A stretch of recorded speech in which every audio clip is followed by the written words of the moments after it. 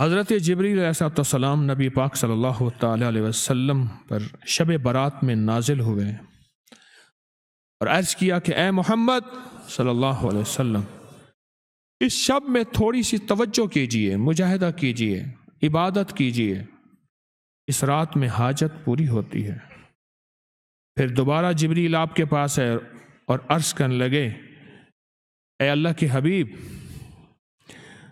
آپ کو اور آپ کی امت کو بشارت ہو، اللہ پاک نے مشرک کے علاوہ سب امت کو بخش دیا۔ اور پھر فرمایا آپ سر اٹھائیں۔ آپ نے سر اٹھایا تو کیا دیکھتے ہیں؟ جنت کے دروازوں پر ایک دروازہ، سب دروازے کھلے، اور فرمایا آسمان کے دروازے کھلے ہیں۔ اور اب سنیں، آسمان کے دروازے کھلے ہیں، اب ہو کیا رہا آگے سنیں۔ پہلے دروازے سے فرشتہ پکار رہا ہے، اس شب میں رکوع کرنے والوں کو خوشخبری ہو۔ 15 شعبان رکوع کرنے والا، وہ فرض نماز پڑھ لی، صرف بس مغرب پڑھ لی، عشاء پڑھ لی، نفل پڑھ لی، تسبیح پڑھ لی، یہ نہیں ہے کہ ساری رات کھڑا رہے۔ ہاں، مغرب کے بعد رات شروع ہو جاتی ہے۔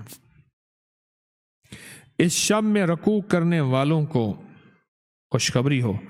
دوسرے دروازے سے فرشتہ پکارتا ہے، اس رات میں سجدہ کرنے والوں کو خوشخبری ہو، سجدہ کرنے والوں۔ اور تیسرے دروازے سے فرشتہ پکارتا ہے، اس شب میں دعا کرنے والوں کو خوشخبری ہو۔ اور چوتھے دروازے سے فرشتہ پکارتا ہے، اس شب میں خوف خدا سے رونے والوں کے لیے خوشخبری ہو۔ اور پانچویں دروازے سے فرشتہ پکارتا ہے، اس شب میں بھلائی کرنے والوں کے لیے خوشخبری ہو، بھلائی کرنے والوں کو۔ اور چھٹے دروازے سے فرشتہ پکارتا ہے کوئی سوال کرنے والا جس کا سوال پورا کیا جائے۔ اور غور سے سننے والی بات ہے کوئی سوال کرنے والا جس کا سوال پورا کیا جائے۔ اور ساتویں دروازے سے فرشتہ پکارتا ہے کوئی اللہ سے معافی مانگنے والا، مغفرت چاہنے والا جس کی ہم مغفرت کر دیں۔ میں نے پوچھا، میرے آقا فرماتے ہیں جبریل سے، جبریل یہ دروازے کب تک کھلے رہیں گے؟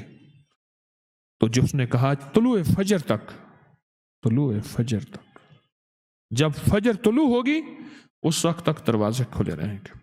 اس ویڈیو کو لائک اور شیئر کریں، اب کریں یوٹیوب چینل کو سبسکرائب کریں اور روزانہ زیادہ سے زیادہ سبسکرائب کروائیں۔ آپ دوسروں کے لیے صدقہ جاریہ بنیں گے، اللہ پہلے آپ کے دکھ ٹالے گا۔